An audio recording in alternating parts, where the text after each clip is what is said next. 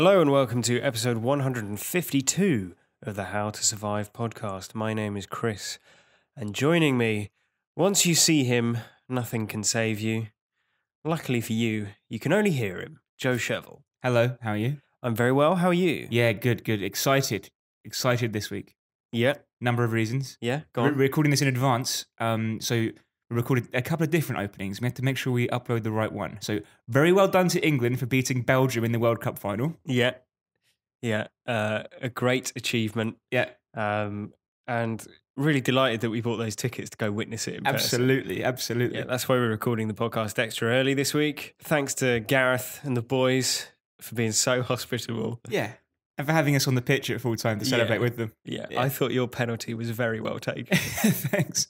This week, it's the Scott Derrickson 2012 film Sinister, which was recommended to us by Tim. Yeah. Thank you for the recommendation, Tim. If you want to recommend a film, then you can via email, howtosurviveshow@gmail.com, or by Twitter @howtosurvivepod. We're going to do another recommendation next week, but we'll get to that later. So this week is Sinister. If you haven't listened to the podcast before, we like to talk about the film with a brief recap, which is full of spoilers, then talk about what we thought of the film, and then go on to how we would survive if we found ourselves in the film. So this is your last warning before I load up the 8mm reels, switch the projector on, and we recap Sinister. New details today in the grisly murders of a local family found earlier this week. I didn't want to move here. We couldn't afford to live in the old house anymore. Plus, the new story I'm writing is here. Is the story a good one this time? I'm gonna write the best book that anybody's ever read. You gotta be kidding me. Family hanging out. Barbecue 79.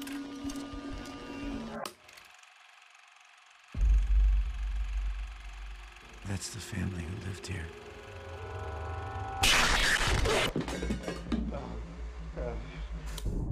You think these are serial murders? I don't know. The symbol is associated with a pagan deity named Bagul. He consumes the souls of human children.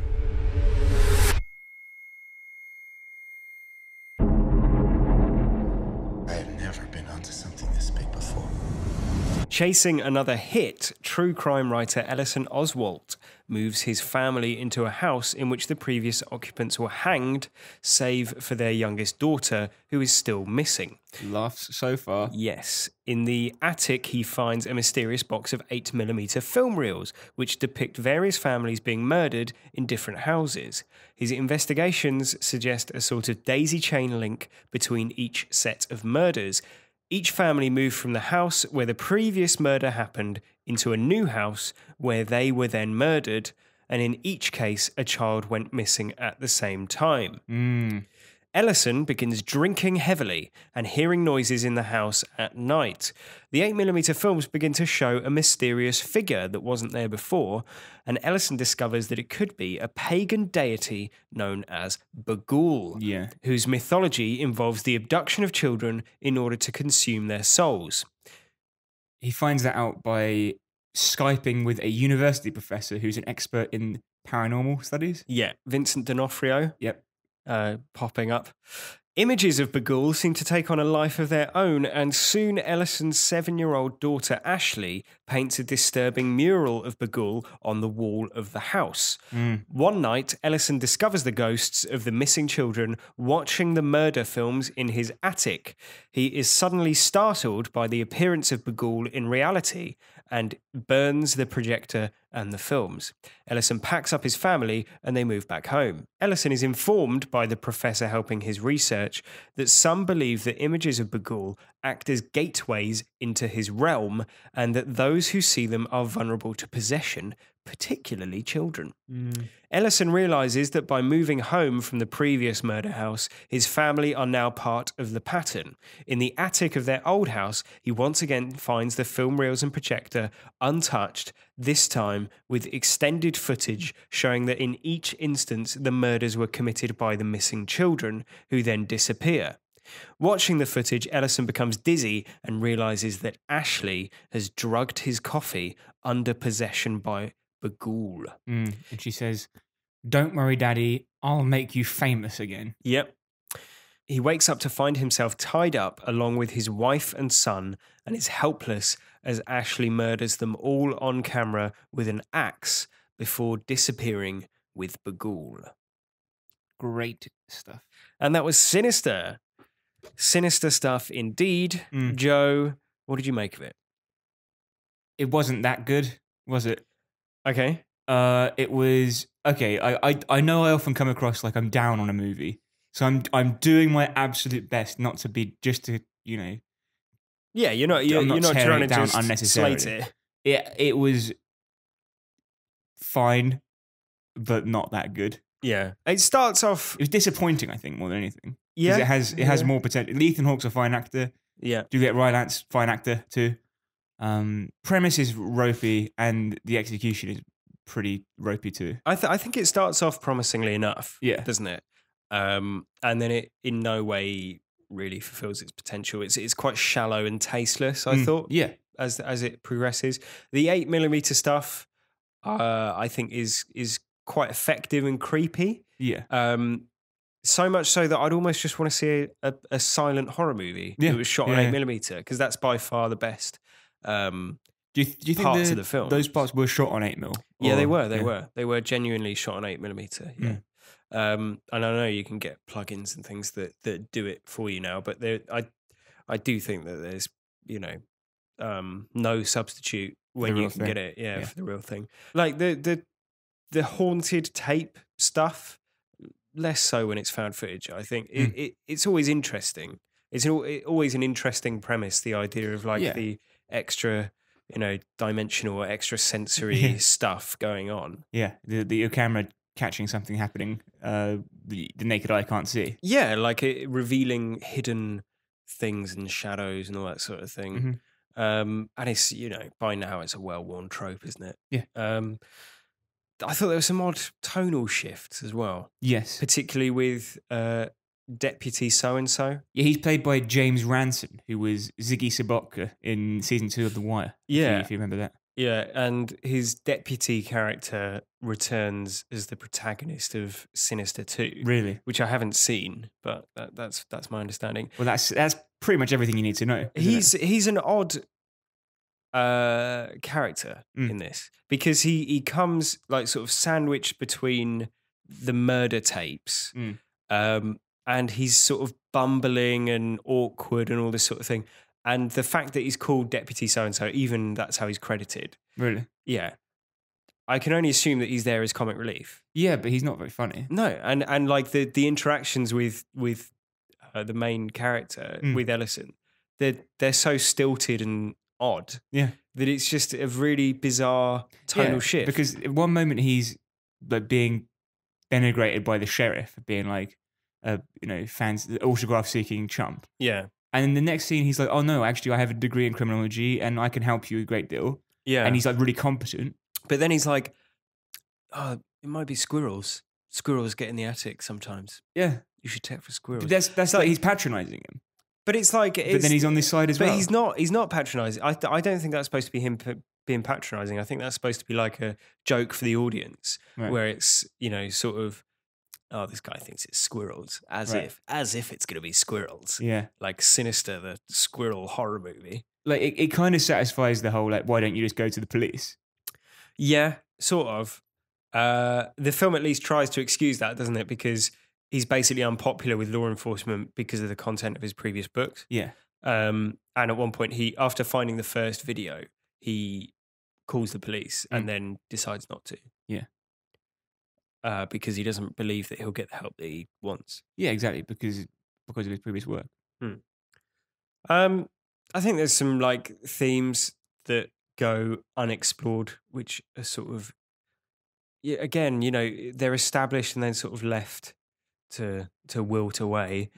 For example, Ellison is chasing success, right? Yeah, chasing fame, and Bagul and Ellison both live on and find their fame through pieces of media that they create, right? Exactly. Which rely on violent murders as well at the same time. Yeah. So he becomes a character in his own book, and that. Yeah. Like basically, Ellison and his family die because of his desire to pursue fame and fortune. But that's not a common thread through all of Bagul's victims. No, so it's not like a punishment for being like too proud or something. Yeah, which would make some sense because Bagul has to have that same audience for his magic to work. Right. Yeah. Exactly, So it would make sense if that was a thematic consistency. These are all writers or filmmakers or artists who have died in research of their latest project. Right. Yeah. Like that might have been an journalists, interesting. Private investigators, Right, anyone exactly. who could be involved in that. Yeah. And it's really strangely paced, I thought, as well. Yeah. There seems to be no sort of coherent thinking as to why scenes start and end where they do. And there's some very odd scenes, like there's a scene which goes on for several minutes where Ellison's walking around the house at night and the ghost children are sort of like dancing around him. Yeah, and like darting in and out of frame just at the right time not to be seen. Right. And it's just bizarre. It's a really odd, it's the sort of scene that you would expect from a sort of Del Toro gothic horror. Yeah. But it comes in the middle of this basically quite a grounded and realistic, gritty film. Yeah, and they're not scary, like, which is why it suits like a sort of lyrical gothic horror feel, because it feels like they're sort of, dancing or they're not to be scared. You're not supposed to be scared of them. It's sort of supposed to be them being playful and it's like nymph-like almost, isn't it? It's, But it's still creepy. But I think the problem is it's an unearned creepiness. And I think there's a lot of things in this movie which are put in because they are tropes of horror movies, but they aren't earned creepiness, if you know what I mean. Yeah. So, what it basically is, it boils down to what would frighten a 14-year-old girl, but doesn't really stand up to the test of time. So it's things like a shadowy figure in the corner of a frame in a found footage video that suddenly turns and looks at you. Yeah. Or jump scares in general. The jump scares in this are particularly they're egregious. Yeah. Yeah. They're basically, I think we said before, they're with scenes like this, it's almost not worth calling them jump scares because it's, as you said, they're unearned. They're just like a screeching noise to start at you. It's a Jack in the Box. Yeah. The lawnmower one in particular is it's like offensive because of how outrageous it is. So in that one, there's a minute or two of someone from the perspective of the camera. Right? So it's the point of view shot, as all these the videos are. So you've got things like people being drowned in a pool, people being cut up with a machete or whatever. Yeah. People being burned alive in a car. This one is someone pushing a rotary lawnmower along. Yeah. And then just suddenly, bang, there's a body in front of it. But the score jumps to like full orchestral strike. Yeah. And you jump out your skin. Screaming. There's a screaming voice as well.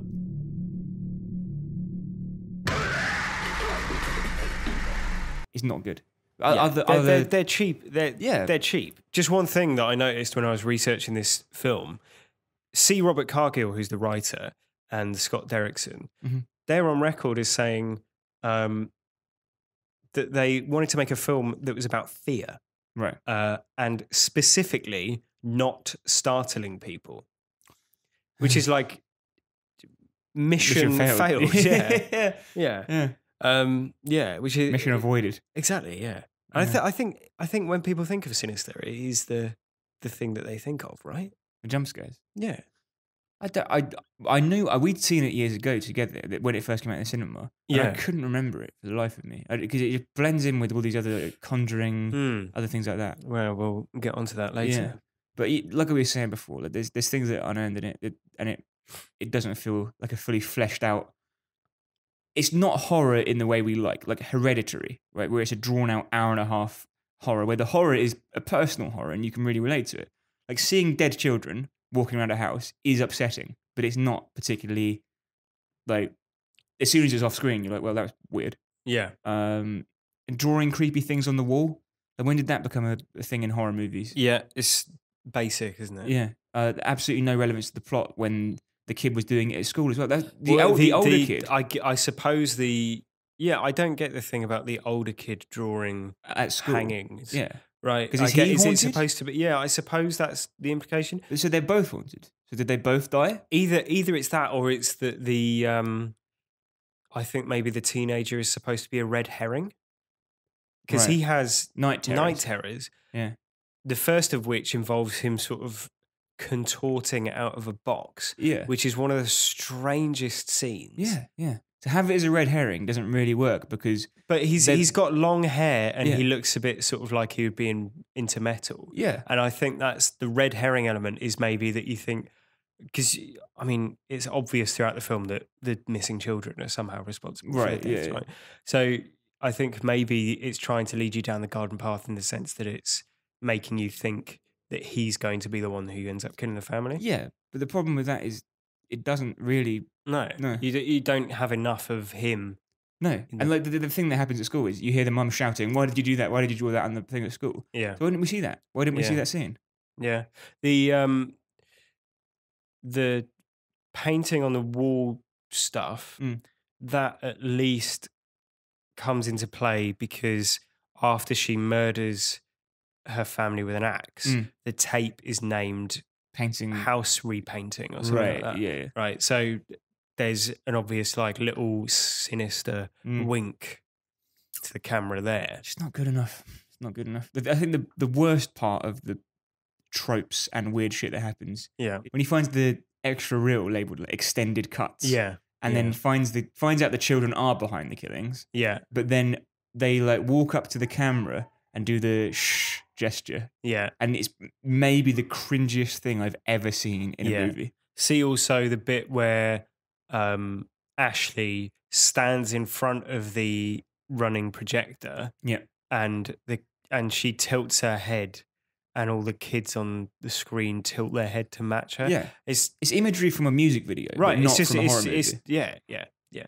That is so often the case though with these movies. Yeah. It looks good in horror. It looks good in music videos because you only get like 2 seconds of it, and you're like, "Oh, that's a bit weird." Yeah. Like a cockroach crawling across someone's face. You go, "Oh, God, that sends a shiver down my spine." Yeah. But you wouldn't get that in a movie and be like, "That's a satisfying Yeah. beat in a horror movie." Well thought out image.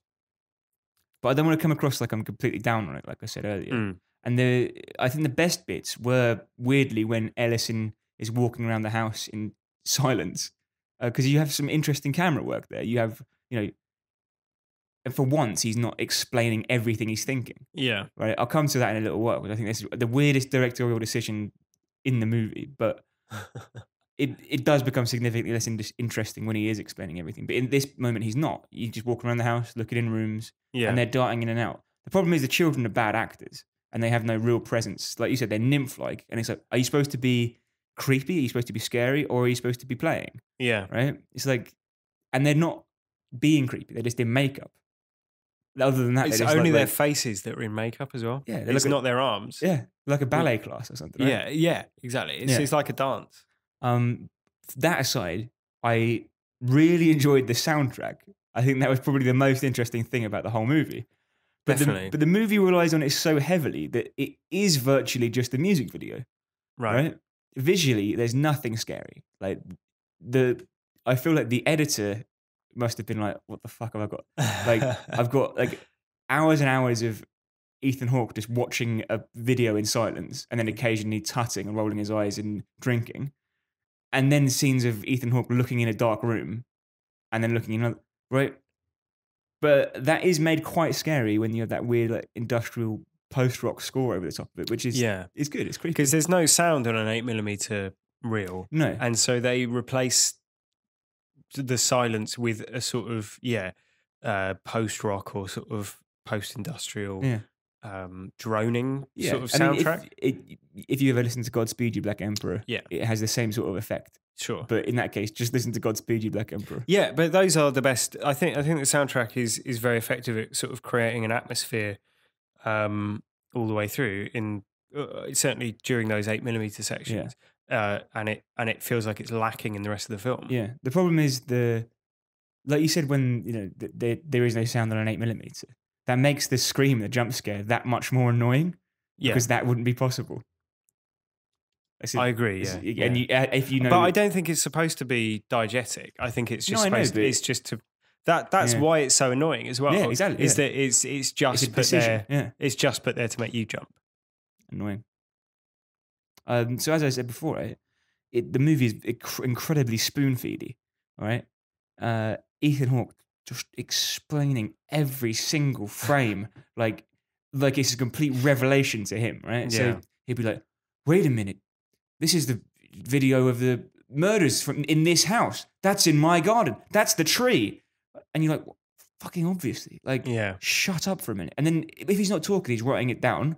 So there'll be a picture of the missing girl, and he writes, "Missing girl. Yeah. Where are you?" And you're Yeah. like, Question mark. I fucking am watching the film. Like, come on. Yeah. It gives you no credit. Yeah. Basically. Like, a good movie will operate on a show don't tell basis. Like, that's not news to anyone with a understanding of films. But this appears to operate on a show and then laboriously explain what it is and how it fits in with the rest of the story and remind us what we've seen so far. And it doesn't need to be explained in the first place most of the time.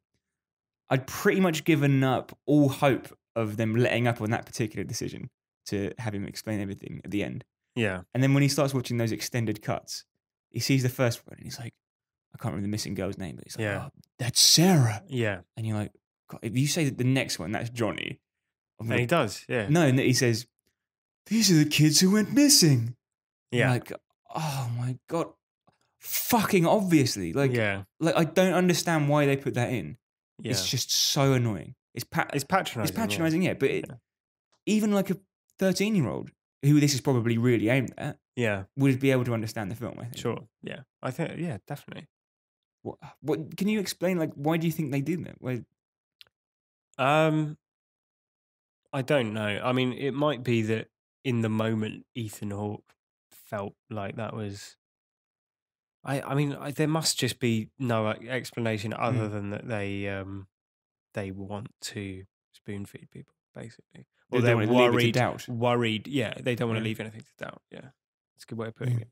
But the film sort of turns on the idea of a haunted tape, which is obviously like a very prominent narrative device through plenty of novels and films and everything like that. But I thought I'd, given that it's essentially spirit photography, Bagul appearing on film. Only a few weeks ago, we covered spirit photography in Paranormal Activity, The Ghost Dimension. Yeah, exactly. When the character of Sky was talking about it. Yeah.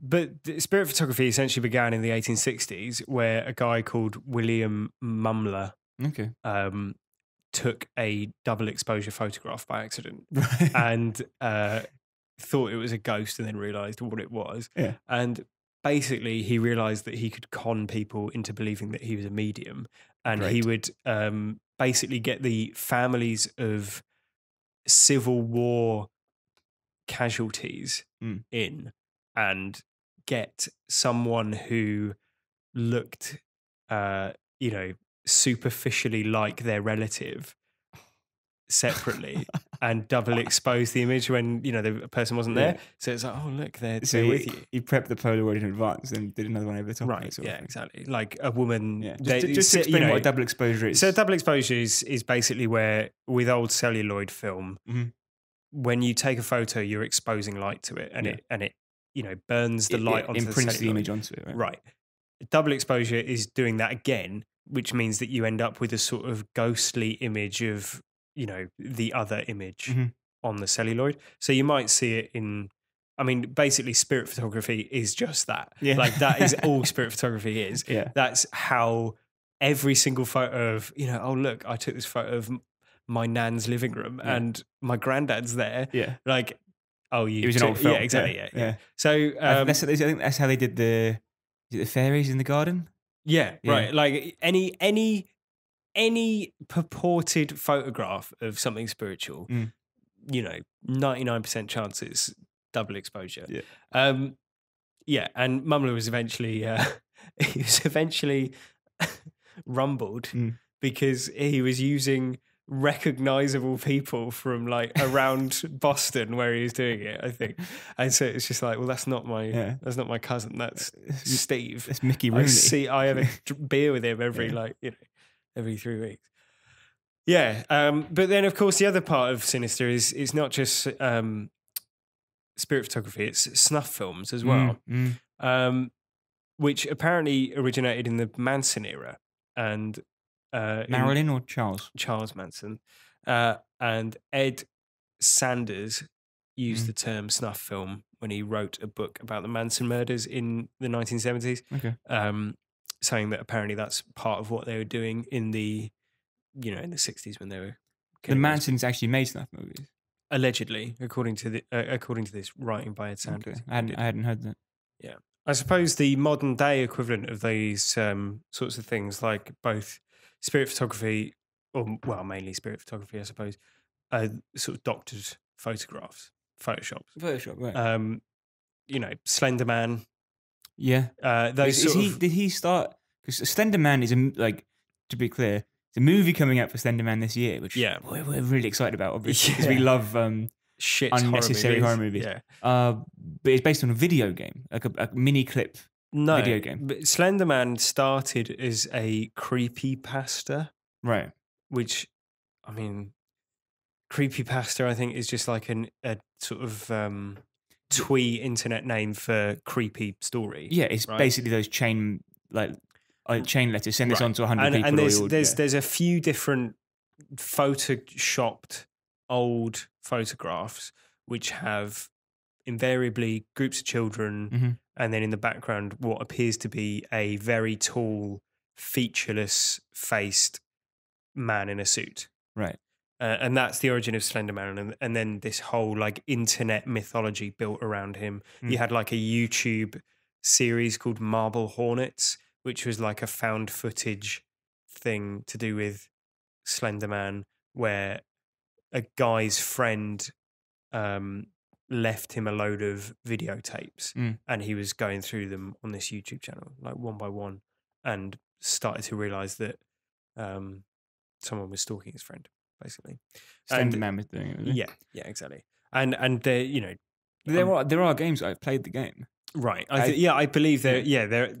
It's. If I had to guess, I'd say that the movie's probably going to be based on that game.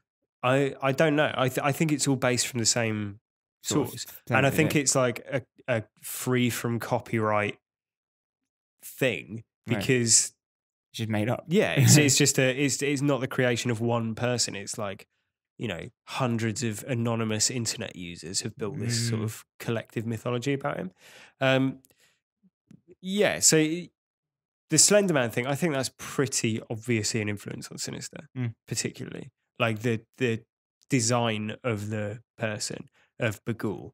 And as you mentioned, it's getting its own film soon, so look forward to that. But the idea of haunted images as well still carries on in things like The Ring. And you can trace like characters find snuff footage, found footage, like within the context of the film to Cannibal Holocaust, which we covered a few months back, which was obviously the first How could I film. forget? Yeah.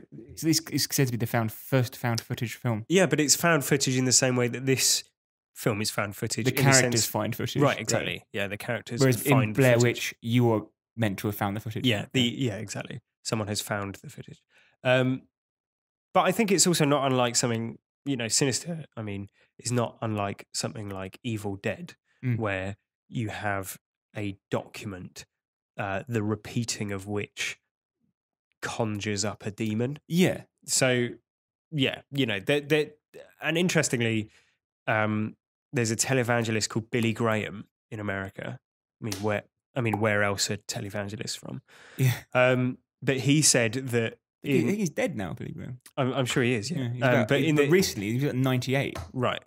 Yeah. Well, in the 70s, when The Exorcist came out, he said that a demon literally lived within the celluloid reels of The Exorcist because the film was so evil. Amazing. So, by playing the celluloid, you were conjuring up a demon. So, like, that is the perfect PR. I know, yeah. Like, it's you can't buy that level. Of, well, maybe they did. Yeah. So, in the end, really, it's just standard haunted, cursed artifact stuff, and it actually, I mean, we'll get onto this a bit later when we're talking about what we need to know in order to survive. Yeah. But it bears very little relation to the supposed pagan origins of Bagul, right? Despite what Vincent D'Onofrio would have you believe. Exactly, yeah. Like, he's not even credited in this movie, do you know? I'm not surprised. Like, he's I think he's a friend of Scott Derrickson. Yeah, and he did it as I a believe he favour. did this over Skype in his own house. Yeah. And Well, when- no, he did it from a different room in the house where they filmed. and there's like his wife brings him a drink halfway through. Yeah.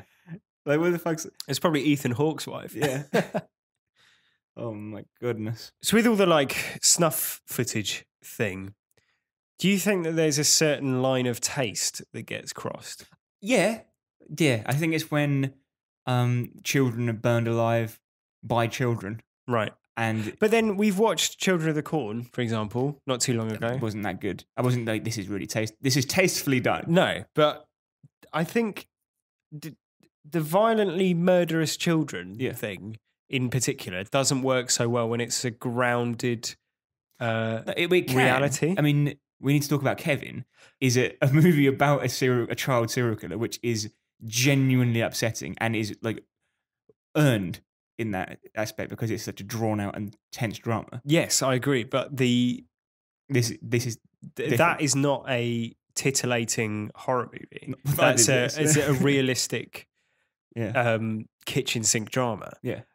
where the intention is to make you like uncomfortably aware of the real life consequences of these sorts of acts of violence. Yeah. Whereas in Sinister, it's just like if we need to talk about Kevin was like through her memories, she conjured up a pagan demon.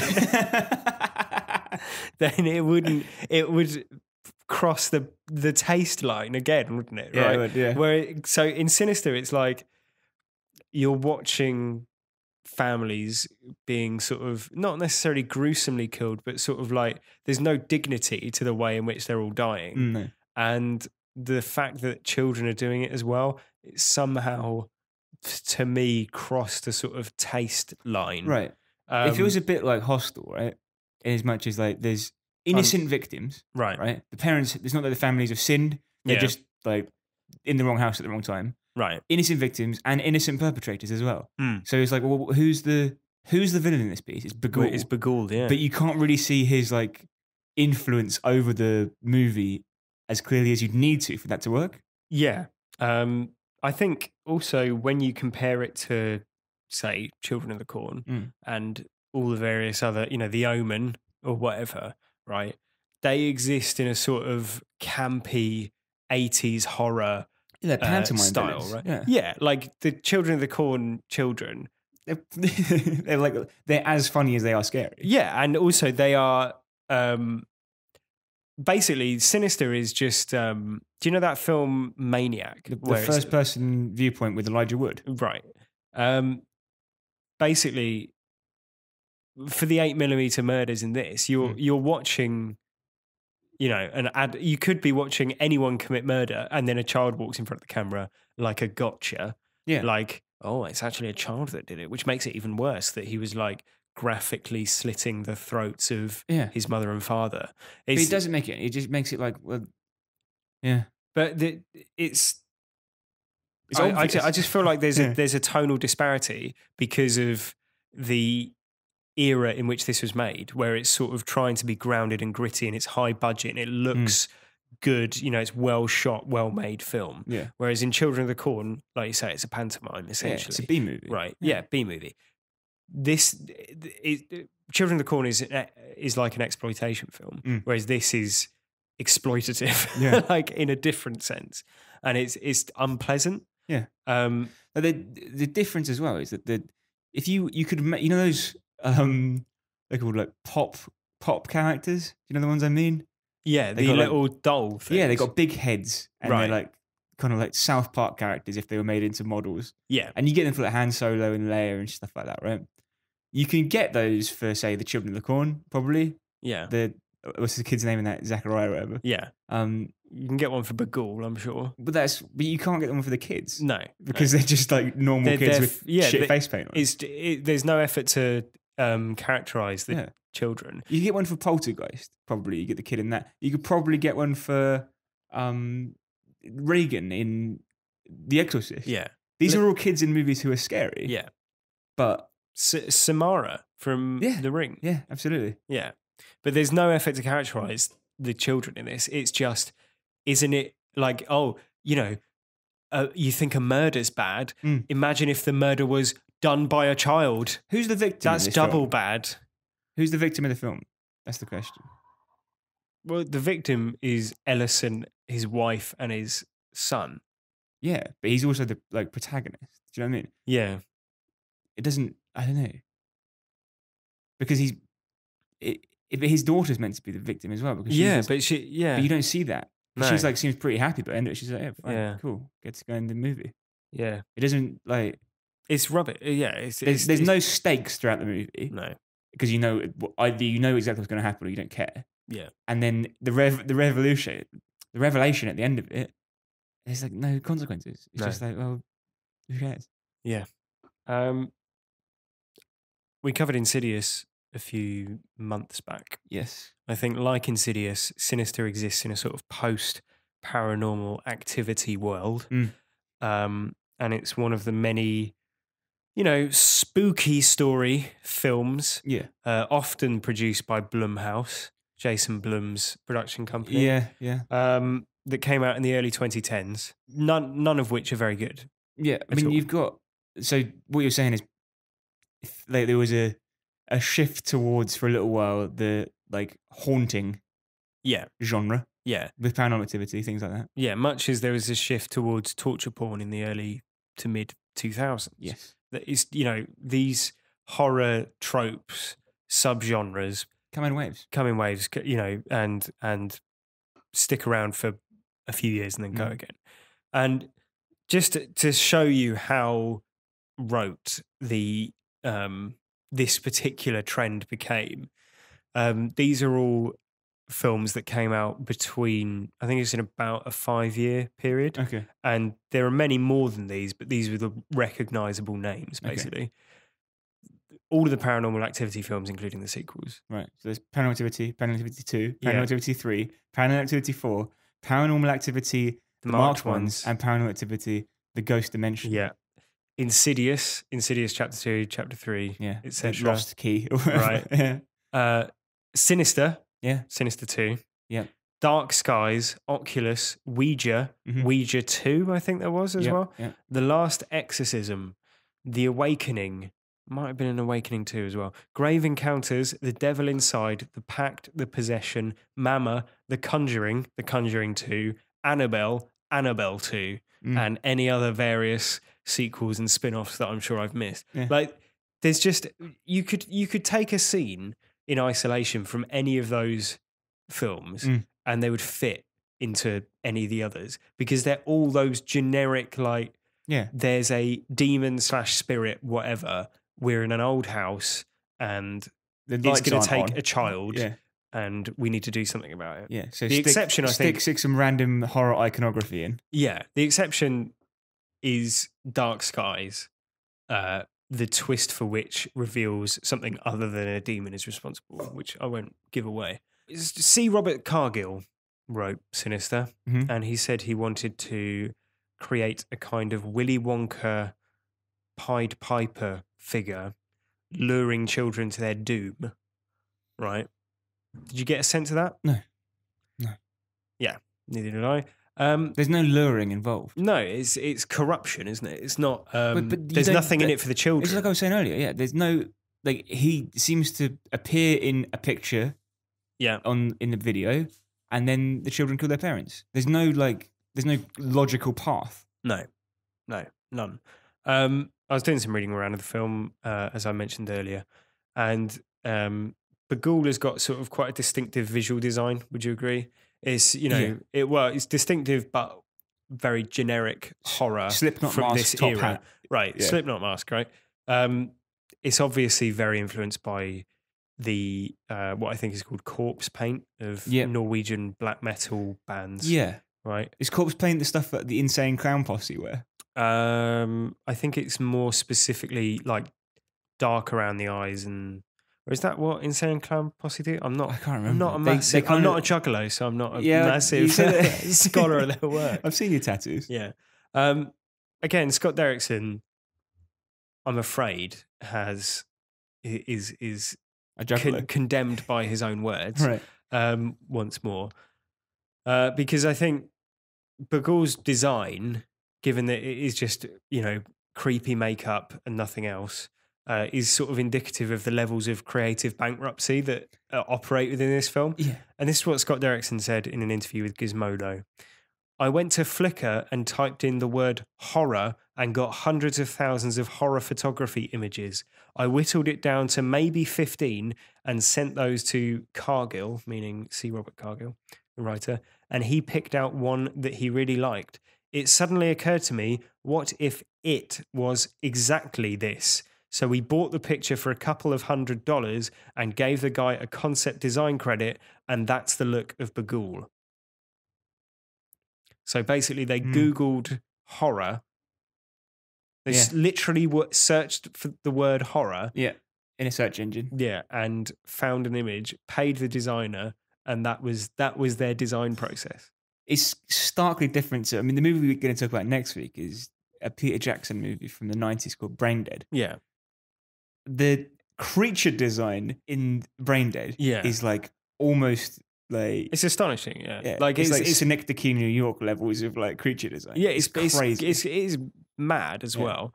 But I'm glad that you made the comparison to Braindead because if you go on YouTube, you can find dozens and dozens of videos about the likes of Braindead, which is a 30-year-old film? 30-ish? 30 it came out in 92. Oh, so 26-year-old film. Yeah, you can find dozens and dozens of videos about Braindead, Peter Jackson talking about Braindead, interviews, all that sort of thing, right? About how the film was made. You can find barely anything about Sinister. Yeah. But I tell you what, I bet you can get Ethan Hawke on a red carpet saying, "Oh, I love the movie, great film to be in," or sat on one of those folding chairs It's Scott Derrickson talking to, generic film YouTube interview platform and going, yes, we wanted to make a film about fear, not about jump scares. How can you say that with a straight face? The reason that there's no, interesting making of videos, I fear, is that there's just no story to tell. Yeah. It's a factory made film, basically. Yeah. Yeah, and I think we'll look back on it as being indicative of a particular era of horror cinema. So you mentioned this is endemic of that particular genre of like personal haunting movies. Yeah. Where do you think things are going to go next in terms of like horror trends? Well, I think that the success of Get Out will lead to less well thought out political message motivated horror movies, which we've already sort of seen with The First Purge. Yes, exactly. A lot of the advertising around that was Trump MAGA hats and stuff. Right, yeah. And I think that there will be a lot more of those sort of, like people want to have some sort of allegory with their horror movie now. Well, that's not bad. But it is true. Yeah. But that's just because shit horror movies don't tend to have that at the moment. Whereas if they all do, and they're all poorly thought out and poorly illustrated, then it will become less enjoyable. Absolutely, I don't disagree. A typical one would be like, the problem is you don't want the wrong person to get in control of it. Exactly. Because you have someone who's like, oh, you can't say anything these days, and then there'll be a movie about like everyone has their lips sewn shut. Yeah. And it's fuck's sake. Yeah. I think you're probably right about that trend. I think there's another one that might be coming out. We might be seeing a bit more of. And this isn't nothing new because we've been saying it for the 3 years we've been doing this podcast. Yeah. Remakes, reboots, and adaptations, sequels of existing media, right? Right. And this is just from the last couple of years we've had these, right? The First Purge, Slender Man, The Strangers, Prey at Night, The Predator, Insidious, The Last Key, Suspiria, remake of the 70s version, Halloween, remake of the 70s version, Cloverfield Paradox, Unfriended, The Dark Web. Yeah. People are crying out for that. Hellraiser Judgment, which, as you noted when we did Hellraiser, was the 10th in the franchise. Annabelle Creation, Right. which I think might be the third one. Second one? Second one, I think. It, obviously, last year. And It Chapter 2 next year. Rings, Mm-hmm. Gerald's Game, adaptation of the novel. Cult of Chucky, Creep 2, Jigsaw, Leatherface, Jeepers Creepers 3, Amityville The Awakening, and, of course, The Mummy. Now... So there's no independent properties anymore? Well, there are. That's not... I mean, I'm begging the question. No, I'm using that as a sort of conclusion to draw from what you just said, basically. Yeah, but there are... I mean, Hereditary is one of the best films we've seen. There are, yeah, but they're few and far between, aren't they? Especially when you compare to 30 years ago. They need to be celebrated, I think. I mean, Winchester, I've heard a lot about that. It's been recommended by a few people. Is it no good? I haven't seen it. Great. So, Joe, it's nearly time to talk about how we would survive Sinister. But before we do, we need to know what there is to know about Bagul. Okay. So, Bagul, this is research conducted from the Sinister Facebook page. Okay. Right. Is that, do you often go to Facebook for your research? Is that in your degree? Yeah, well, there's a limited number of resources, unfortunately. Yeah, as you said, yeah. Yeah, but Bagul is a pagan deity, right? Okay. He's described as the brother of Moloch, which is this in the film? No, it's on the Facebook page, mate. Well, you didn't check. The brother of Moloch. Moloch was a pagan god involved in child sacrifice. Which area of paganism? I believe he's a well-known pagan demon, deity, whatever. Yeah. Bagul mimicked Moloch's worship and child sacrifice rituals before Moloch furiously shut Bagul's mouth with ash for all eternity. Right. That explains why the character's got his mouth closed with ash in the movie. Yeah. Well, it's just a black smear, isn't it, where his mouth should be? Yeah. Absolutely, completely irrelevant. Doesn't bear any, impact on the film. He's the child eater, though, according to Vincent D'Onofrio. Yeah, but he eats their souls, mate. So how does he eat their souls with their mouth? I don't know, mate. What does a soul look like? I'm not the one on trial here. Consume, not eat, by the way. Right. He's also known as Mr. Boogie, which Derrickson and Cargill admit is an updated version of the Boogeyman. Admit? Under intense question. Yeah. That was like, add that to the list of cringiness in the film. Like generic horror tropes, right? Yeah. Would you like to know his powers according to the Villains Wiki? Not really, but go on. He has vast dark powers. What does that mean? Exerting influence over children, ability to travel between worlds, selective invisibility. Which worlds? Selective invisibility. That's just basically, sometimes the filmmakers show him, sometimes they don't. Technopathy. What does that mean? He can haunt machines? Yeah, basically control machines, whatever. Teleportation. And his goal is to endlessly consume the souls of human children, brackets, ongoing. Why ongoing? What? It's because his goal is, he's still working to achieve the goal. Right, he hasn't done it yet. Endlessly consume the souls. It's ongoing. On your 18th birthday, is it safe from him? I don't know. And so all the above powers that I just mentioned, I think that again ties into the issue that we've been talking about this film. That there's just no substantive rhyme or reason for anything that's in the film, right? Is there? It's just spooky stuff, isn't it? It's generic powers that give the filmmakers a get out clause to do anything they want. Yeah, it's what's called bad writing. Yeah, I think. Yeah. So it's that time of the show. Mm-hmm. When we like to talk about how to survive. I'd like to open with a very quick one. It's basically just an analysis of Ellison, because he's a gaslighting prick, isn't he? Yeah, he's a guy. And Tracy should divorce him. Yeah. Right? Ellison, at one point, they have like a protracted argument because it turns out Tracy was unaware that Ellison moved them into a murder house. I've got my own questions about that, but we'll come back to it. Was it?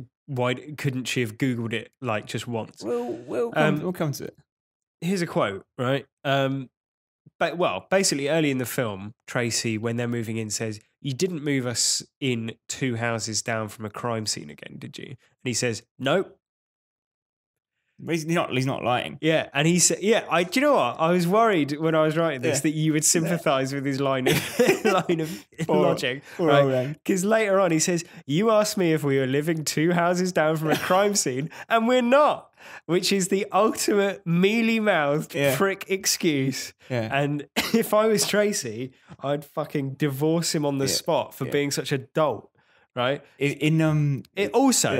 Also, she says, "Oh, I can't believe you brought our family here, and a murder happened at this house." And he says, "It didn't happen in the house. It happened in the garden." Yeah. Such a dickhead. Yeah, it's like reminds me of. Do you read Viz magazine? Yeah, a comic. There's a character in that called Mr. Logic who just takes everything completely literally. Yeah. And he's on a date. And the woman says, "I'm just going to boil the kettle." And he says, "I should hope not." You would have to raise the temperature to 30,000 degrees. Right? That is basically this guy. That's his line of excuse. Yeah. So you mentioned Tracy. Yeah. I mean, she's not completely innocent in this, I'd say. Okay. Let's assume that you and I, for argument's sake, are a couple. Yeah. And we live here in London. You're enjoying our life together here in London, are you? Sometimes, yeah. Ups and downs, like any married couple. Yeah. The kids are settled at school. Yeah. I want to move to Scotland for a job. Okay. You're a writer, though. Yeah. Yeah. You coming? We're gonna go now. I mean, I've bought the house. We've already. we haven't sold this one, but I bought another one. Do you know what I've noticed about your writing style specifically? Yeah. There's basically no point during your writing process where you venture out into the field. You basically get all of the evidence in the form of boxes and then just write your book in an office. And you lock the office door and you spend your whole days in there and whole nights, famously. So why do we need to move at all? It's a really good place. Okay. It's a really cheap place. You're not moving us in 2 doors down from a crime scene. No, none of that. I wouldn't dare. None of that, mate. Right.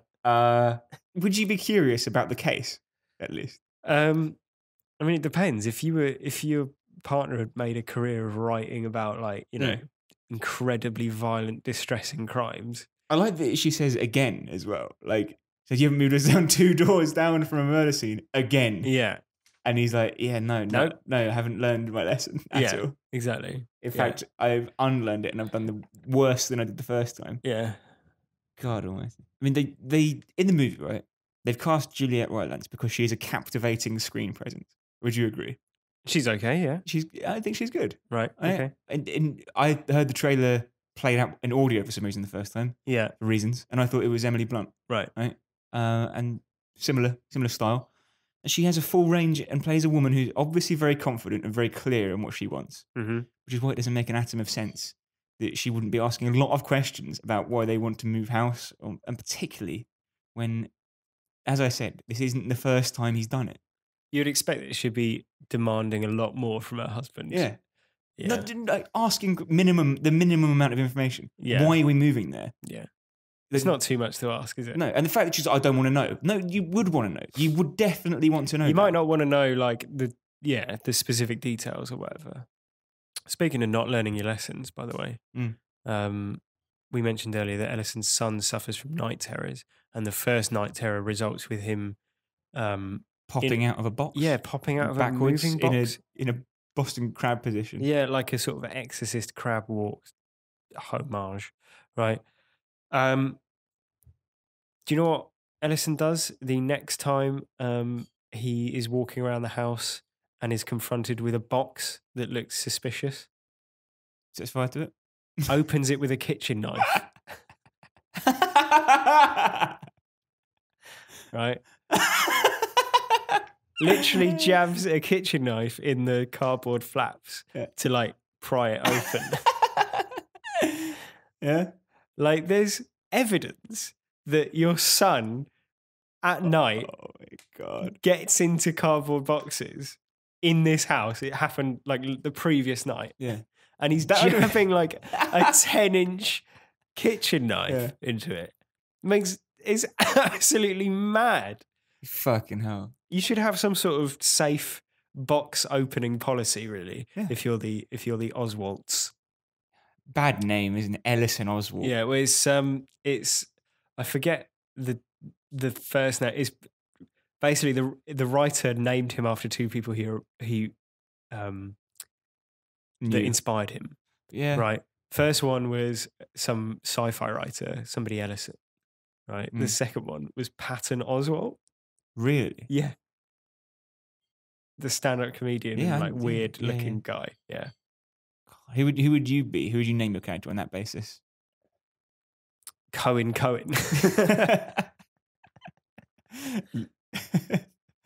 Letizia Kane. Yeah. Yeah, because England won the World Cup. Yes, Harry exactly, Kane yeah. and Matt Letizia Kane. Sorry, won. Cohen Southgate OBE. Yeah. All right. Anyway, enough of that. Yeah, you make a good point, mate. That would have been a better film in a way. What if he'd accidentally killed his son? Yeah. My advice is for the incredibly well named Ellison. Mm-hmm. Ellie to his friends. Yeah, L. Now, have you ever stayed up late watching troubling shit online? Yeah, I'm sure everyone has, right? Yeah. Like, You get into a bit of a wormhole. yeah. Now I've done that. Yeah. But do you know when I stop? When? Normally, order of magnitude before he does, because I am not drinking whiskey while I do it. Out of the bottle. Yeah, still while still doing it. Yeah. Mind you, I'm not the end of this like 9/11 jumpers video. Yeah. Like if you have to like eyeball whiskey to cope with your job, get a different job. Yeah. Like he's like, oh, I don't want to have to write college textbooks. Yeah. Well, honestly, I think you'll probably live longer if you do, because but he doesn't just watch like grim videos. He watches old interviews of himself. Yeah, because he's such a conceited prick, like arrogant, fame hungry prick. Yeah. To be clear, right, the sort of thing I'm talking about is when you might get interested by a news story and you get into a click hole. Everyone's done it. Reading about murders online or like watching interviews with Ted Bundy, whatever it might be, things like that, and you get more and more like freaked out by it, and that's essentially what he's doing, because he is a true crime writer. Yeah. The problem is he doesn't know when to stop. No. Yeah. So when should he stop? Just before, like, just if don't, he's like, why not just don't do it? Yeah. Just have like a lot of freelance people who work from home. They still keep office hours in order to give their life some structure and to stop exactly this sort of thing happening. Yeah, but I'm self-employed myself. Yeah. I don't stay up all night doing my work and downing whiskey to get myself through it. That would be a sign of something wrong with your In a way, life. though, I was up exceptionally late watching Sinister to get it finished. Right. In order to for us to record today. Yeah. And I was... So you haven't got a leg to stand on. No, I was drinking diesel to wash this out. Yeah. You alluded to the fact that he ships his family across the country, buys a new house. Now, why is he so obsessed about writing this book? Because a murder happened there. No, why is he so obsessed about writing any book? Well, ostensibly, publicly, it's to make money so they can have a better life. Right, yeah. So but really it's ego reasons. Right, okay. Well, both of those things, he hasn't had a hit in a long time, right? You would imagine that the result of that is that they're in some sort of financial difficulty. Yeah. I'll tell you what doesn't help financial difficulty. Second mortgage. A second mortgage on a house across the country, right? When you can do the job from home. Yeah. He's an idiot. Yeah. It doesn't make any sense. I like you alluded to, I've no idea why Tracy's going along with it. Yeah. Like, she must have access to their financials. Yeah, of course, yeah. You would assume. She probably got a job. Yeah. Like, she's like, well, I've got to quit my job again. Yeah. Do you know what? I watched, as part of the research for this, I watched the deleted scenes for this film. And the deleted scenes are basically one storyline where Ellison chats to the neighbour across a few scenes. And one of the scenes, the neighbour says, "What does your wife do?" And he says, puts up with me most of the time. Now, that's not a job, is it? Technically. No. In the technical sense, that's not a job. So is your advice for her to get a job? Well, my advice isn't for her. It's for him to not, like, tie his family down to a second mortgage No. on spurious grounds. Yeah, it's pretty selfish. Yeah, it's incredibly selfish, and you're glad he's dead? I'm glad he's dead. Yeah, fair enough. He didn't deserve to survive. Yeah, I mean, we've been walking around it, beating around the bush all night on this. Yeah. He didn't need to move, did he? No. How does he find out about the murders in the different places? Bit of Googling. And deputy so-and-so helps him. Yeah. How does he find out about Bagul? He Skypes Vincent D'Onofrio, Right. who's Bagul expert number 1 in the world. Do any of those things need him to be in that house? No, not at all. You could use the internet. Does anything in his would have gone into his book? The thing is though that he wouldn't have gone down the Bagul path if he hadn't moved, because the tapes were in the loft. Exactly. Yeah. So, I mean, it's the whole issue in the first instance is that he moved. Yeah. Well, but then again, there's another problem there that he moved out. Yeah. Well, exactly. Yeah. He moved in, but that would have been solved by not moving there in the first place. Yeah. Exactly. Yeah. The original sin was moving there. Yeah. But the second sin was moving out. Yeah. Because it seems to be the daisy chain effect that you described earlier. Yeah. Is actually revealed in the last act, but is obvious from like the first 1 second of the film. Yeah, exactly. You moved into a haunted house and you're taking it with you. Right. The next person's It's not the house that's haunted, it's your daughter or whatever. Yeah. Fucking bullshit. Yeah. Oh, mate. So, one final bit of advice for them. This is actually based on something Deputy So-and-so suggests. I mentioned it earlier. And I know that it's not technically the eventual cause of all their ills, but I thought it might help. How to get rid of squirrels.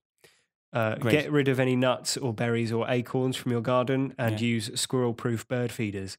We don't see them do that. No, get some natural, safe squirrel repellent, which is a spray that you can get. If you've got squirrels inside the house, as Deputy So-and-so suggests, you should clean your attic, make sure it doesn't contain any food. There doesn't appear to be much in that attic. No, other than some tapes. I don't know where they put all their boxes. Yeah. Trim trees near your building so that they can't jump onto the roof. Now the previous owners did that. Was that what actually happened? It was misadventure. Can you get out that tree, please, and cut down the branch? Yeah. While we just stand over here. Yeah. And have a quiet moment. Yeah. Place a guard over your chimney, because otherwise squirrels can fall down your chimney, which is obviously we don't see that happen. traumatic. Yeah. And as a last resort, you can get some non-lethal or humane traps and call the animal control or equivalent in your area. RSPCA. Yeah. Brilliant. So yeah, that's some cogent advice for anyone suffering from the problem suggested by Deputy So-and-so. Brilliant. Thank you for that. That's it. You're very welcome. So that was How to Survive in... No, not Insidious. Sinister. Mate, it's there telling. We go. It's telling. Yeah, exactly. That was How to Survive Sinister. Thank you very much for the suggestion, Tim. He emailed that in, howtosurviveshow@gmail.com. We might have used Twitter @howtosurvivepod. If we get a tweet, we tend to sort of reply or look at it there. And Chris, a couple of people have been in touch knowing that we were going to do Sinister. Okay. With some survival tips. First one comes from Paul, who says, I haven't seen Sinister. It's a good start. So I read the synopsis, and I'd survive by simply giving the tapes to the police straight away. Yeah. Do you think that would work? Well, he does do that. He considers doing that, rather. But bottles it, basically, doesn't he? Because it's either the misplaced idea that they're just going to ignore it because they're annoyed at him, or I suspect it might be that he doesn't want to share the discovery until he's written his book. Yeah, because then he'd lose out on his lucrative... Big scoop. Yeah. So thanks for that, Paul. Next email suggestion comes from Alexander, who says, about Sinister, my first tip would be for the boy to turn his headphones down because it's going to damage your hearing and in turn your ability to survive. Okay. That's good. I like it because of how specific and niche it is. Yeah. Yeah. Would it have helped him in the end? I assume he got drugged and beheaded by an axe. Yeah, it might. Can you hear yourself being drugged? Maybe he would have heard her like dripping the poison into the coffee. Do they all have coffee? I don't know. Maybe I had water. It's glow stick fluid, isn't it? Yeah. Is that what they use? Yeah, that's what they use. Great. Yeah. That's obvious. You can taste that. It's disgusting. Yeah. Anyway, Alex goes on. My next point would be to not lie to your wife when you're purchasing a house, especially when it's a murder house. Yeah, I think we've covered that. The wife protested so much that they didn't move in from the start. They'd be golden. This wouldn't have affected the outcome, but if you see snakes and scorpions in your attic, call pest control. Well, I mentioned something similar with the squirrels, didn't I? So yeah. All those birds with one stone. With one call to the RSPCA and animal control. We've actually had a slew of recommendations in the last week or so, a little bit longer maybe, which are very welcome. As we said, HowToSurviveShow@gmail.com. We always look at them and sort of go through them and see if we can fit any in. Yeah, I've got to put my hands up, Chris, here, and say that it's taken me a little while to get back to some of them. Yeah. I didn't have the email installed on my laptop, and I'm not going to email back people on my phone. Right. That's just not going to happen. But I think I'll go back to everyone now, and if I haven't, I apologise. But it does mean a huge amount when people do get in touch. Yeah, absolutely. Yeah. So thank you to everyone who has emailed in. And HowToSurviveShow@gmail.com if you would like to do that. Daffy had got in touch, Chris, to recommend Brain Dead, which is next week's movie. Okay. So thank you, David, for that. Daffy, he did tell me how to pronounce it, but I'm still probably botching it, and I apologise for that. Aiden's been in touch, and he recommends The Haunted Mansion, the Eddie Murphy movie. Okay. Which he says doesn't quite count as a horror, but could be worth a go anyway. So we'll, Left of field. Yeah, we'll add that to the list. Elliot is in touch. He recommends, as the next franchise, that we cover Sharknado. Okay. Oh, the Sharknado series. Yeah. I think there's 5 of them or so. Right. Okay. So it's not impossible. It's not impossible. It's going to be like, because we just finished our Paranormal Activity franchise, and that came off the back of the Friday the 13th franchise. So we are looking for a new franchise. Yeah. So yeah, do get in touch if you've got any suggestions. Clayton has been in touch from Texas. Recommends either Jeepers Creepers or The Hills Have Eyes for the next franchise. Okay. Chelsea, also from Texas, is in touch. Maybe we've got a big following in Texas. Yeah, I was out there earlier this year, so maybe I spread the word. Yeah.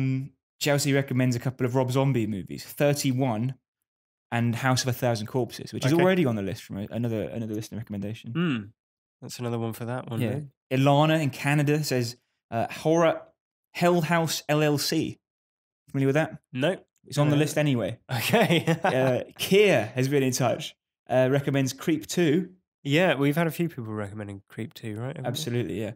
Alexander says the Belko Experiment is worth a watch. Another one that we've had a few recommendations for. Also, Wolf Creek. It's the same director. Okay. Right. Oh, it's not James Gunn, but his brother, isn't it? It is James Gunn. Oh, it is James Gunn. Marissa, who found us on YouTube, recommends Creep 2 as well. Okay. Well, we'll have to schedule that in at some point. Yeah. Paul says Halloween for the next franchise. Okay. And this is maybe my favourite one of the week, Chris. Okay. It's from Elise. And she's long-time listener, first-time emailer. And she's put a huge list together of recommendations. Okay. Everything from Cabin Fever to Coraline, When a Stranger Calls, The Happening, The Visit. Lots of movies there. Ella Enchanted in there as well. Right. She says not a horror movie, but a specific set of rules that would make it hard to live in. So interesting. And Elise attached a lovely picture she's drawn of us as well. Yeah. Which is good, isn't it? Yeah, no, it is. It's a quite staggering likeness of the two of us. Exactly, yeah. Thank you so much, Elise. That means so much that you took the time to do that. Yeah, so thanks very much for everyone who emailed in. And that email address again is howtosurviveshow@gmail.com. Yeah. You can also tweet at howtosurvivepod. Yeah, and the cat's out of the bag now, isn't it? About our next marathon video. Yeah, well, maybe you should go to YouTube to find out what it is. Yeah. youtube.com/howtosurvivepod. And we won't give it away here. Thank you very much for listening. Yes, thanks very much. Next week, as Joe said, it's Peter Jackson's 1992 splatter classic, Brain Dead, also known as Dead Alive. In some territories. In some territories, yeah. So look forward to that one. We'll see you next week. And until then... Congratulations again to the England team. And I'm really happy. Yeah, and shout out to the Foreign Secretary, Boris Johnson, who... They've all had a great week.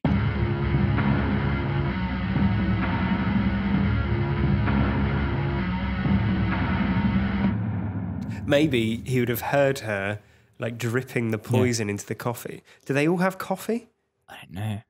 Maybe I had water. Yeah. It's like fluorescent cum in the thing, isn't it?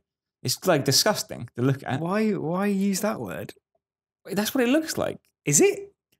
It's like ectoplasm. Does yours glow? No, that's why it's fluorescent. That's why I had to explain that it's fluorescent cum. Right. What a normal comparison to make. Forget it. I'll cut that.